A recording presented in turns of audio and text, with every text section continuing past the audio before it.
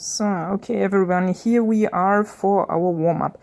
As you see, I'm sitting here on the mat and just have my upper body straight, have my hands right and left on the ground. And here I'm checking if the camera is filming me. And I just pull the feet up and down. I try to keep my knees as straight as possible and try to bring my feet as much up and as much down as I can. It might seem like a simple movement, but here in the beginning it's a good warm-up. I do about 10 repetitions of this. Then I try to do the same thing by just rotating the feet right and left outside. And also here, as I repeat the movement over and over again, I try to come with my little toe more and more down. So I try with my little toe to touch the ground, and you can see it's quite difficult here. My knees start to bend. I try to keep my upper body straight. Now I'm sitting straight. I have one leg right, one leg left, bending and pulling it towards me. So like I want to sit in this lotus seat from the yoga, but I'm only doing it with one leg. I repeat also here 10 times. My upper body is again straight. I try to pull the knee as much in as I can in order to really stretch the outside of the hip and to feel it in the groin area. I try to push the knee down. I should try to keep my upper body a little bit more straight. So then I move a little bit down on the mat. I lie down, so this is the nice part. Then I put my hands from top together all the way down on the ground. Also here, simple movement, but for the beginning, it's a nice warm-up for the shoulders. And since you're lying on the back, you cannot kind of make this movement a little bit easier by moving your back because your back is supported by the floor. So I just open and close. We just keep opening and closing. And then you bring your hands down on the ground and you just slide them as much up as you can, keeping your wrist and your elbow on the floor. So you don't want to lift them. Like we used to do in the snow when we were little, so that you make these kind of snow angels here. So you have your hands right, and it's also nice for cleaning the floor. Then we stay on the back and you just pull your leg towards you as much as you can. Again, here you want to feel this in your hip. Really pull the knee towards you. Also, this is a nice thing for warming up and lying down because, again, your back cannot move, so you're really forced to stretch. The other leg pushes into the ground. You can see my knee is a little bit coming up, so you want to push the knee down as much as you can while you pull the other one towards you as much as you can. Oh, you continue also here for 8 repetitions. And then we are done with the exercises on the floor and you come up on your fours. For the beginning, we start with an easy cat and dog from the yoga. So I put my hands under my shoulders and I work here with my head as much as possible. So I pull my head between my hands down. I round my back as much up as I can. And then I look up at the ceiling as much as possible in order to make my back come down as much as I can.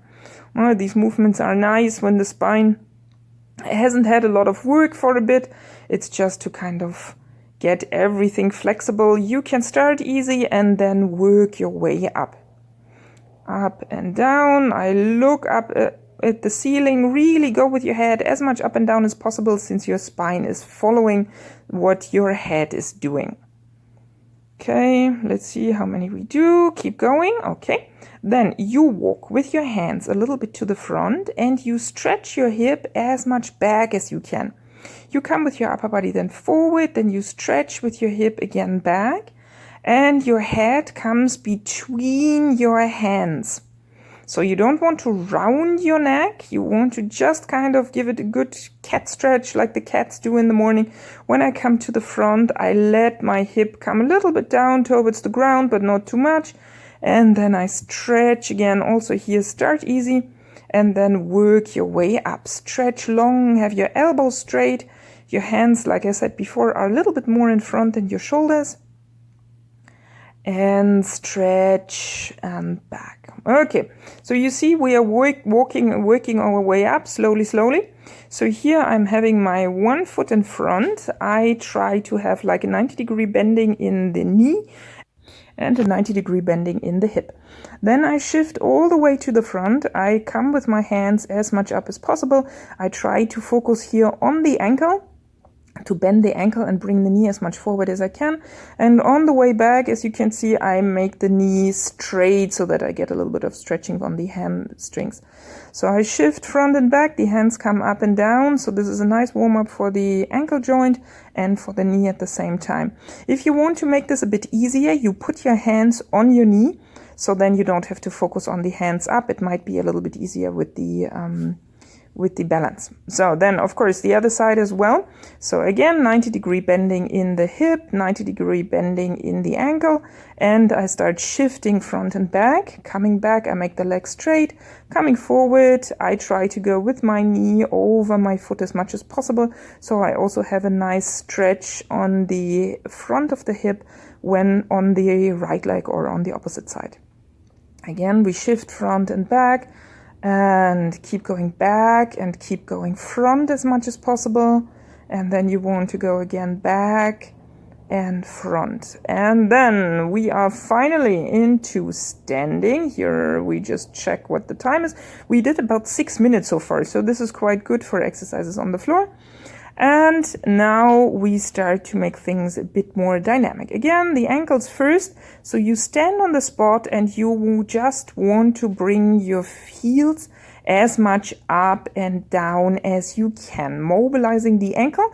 You see I use my arms here as well. So my arms are coming front and back, always the opposite. No, never use right hand and right leg, but always the opposite side. And then we just take a big step outside or to the front and we stretch the arms open. The bigger you make the step, the more difficult it gets with the balance.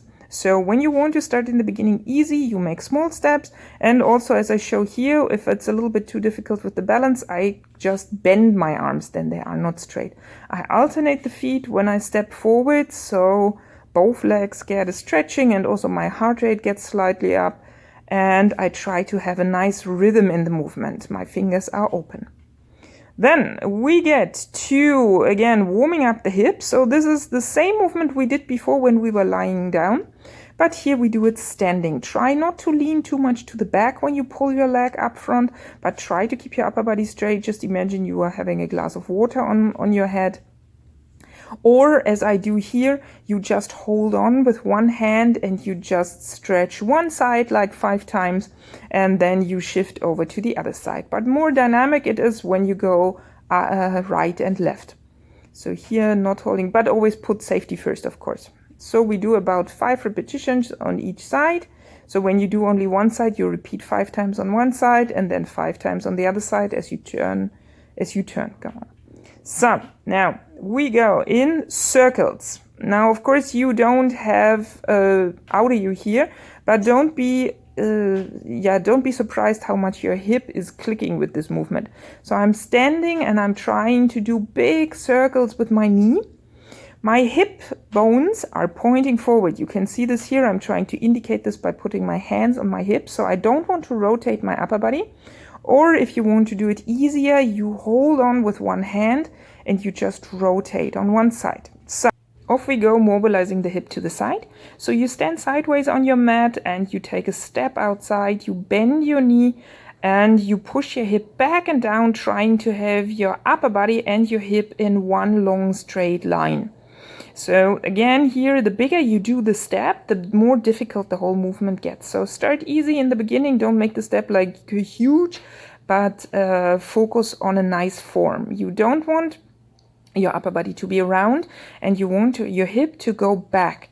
I show this here from the side. So the hip goes back, the upper body comes forward, and I want to kind of sit on a chair that is a little bit too far away for me. So I push my hip back. When I look down over my knee, I should still see my second toe. So enough with the side movement. I try here to show again, I'm holding on. So this is then the easy version here. So I take only one side the step and I hold on so that I don't lose balance. Okay, short time for breathing while I am thinking of what to do next. And then we stand on one leg and you want to stretch your other leg as much to the back as I can. This movement is kind of difficult because we always think that we are super straight and actually we are not. So try to really push the standing knee as much back as you can so that the knee is as straight as possible, while the other leg that comes into the air goes as much away from you as you can, and you want to have your hip and your upper body in one line and prevent the hip that is stretching from rotating up. Okay, and then we do the other side. We do about 5 repetitions of this. When you stretch your hands at the same time to the front, the movement gets even more tricky. So here, this could have been a little bit better. No, my left hip is coming quite up here. So this is what I meant in the beginning. We always think we are super straight. And then you see it on video and you think, this could be better. So, but what can we do? Now it's on the video, so we have to deal with it. Okay, and then after you did 5 times on each side, we check the time again and we get into a bit more dynamic movements. So from there, we stand and we step back as if you are skiing. Now here, I am not from a skiing area, so my skiing might look a little bit different than actual skiing looks, but you get the idea. So we are skiing in the, of course, not down the mountain. So you are stepping long steps back, and at the same time, I'm telling someone not to come too close to me. So I'm stretching my hand to the front and I try to keep distance. Now in the times of Corona, this is very important. So keep the 1 meter distance as I take a step back. And always opposite, of course. So we have right hand, left leg, and left hand, right leg. Don't do the camel move where you go both sides at the same time. So then again, we start walking on the spot. So here it is up to you. You see, I really lift my feet up. It is up to you what you want to do. You can either walk slowly as I do, or you can go running on the spot. The idea is to raise the heart rate a little bit and to compensate for not going outside by doing fast steps. So I am putting the speed a little bit up here. My arms are moving front and back, as you can see. Make sure you are not doing the movement from your elbows. So you don't want to bend and stretch the elbows. You always want to have your arms go forward and back so that the movement is coming from the shoulder. Again, we go sideways, and this time I try to touch the floor. If this is too difficult for you, or you have the feeling your back is rounding, you can always put a chair in front of you.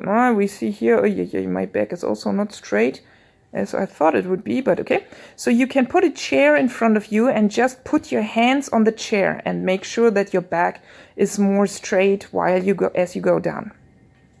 We also try to keep a little speed here, so you don't want to slow down too much, and you always want to feel a pulling on the inside leg of the one that is stretching. Make sure your knee stays in one line with your feet. So then we are thinking what to do next. Okay, we do some boxing. Okay, this is a second for you to catch your breath. And then we stand, and you want to bring your back knee straight down towards the floor. So you can go all the way down. This is then quite tricky. Or you can go only a little bit down, so no need to touch. Again, my opposite hand is coming to the front. And I keep moving. I have done 10 repetitions here, and I have to tell you, I was then, when that finally finished, quite happy that it was over, because these movements get are quite tiring.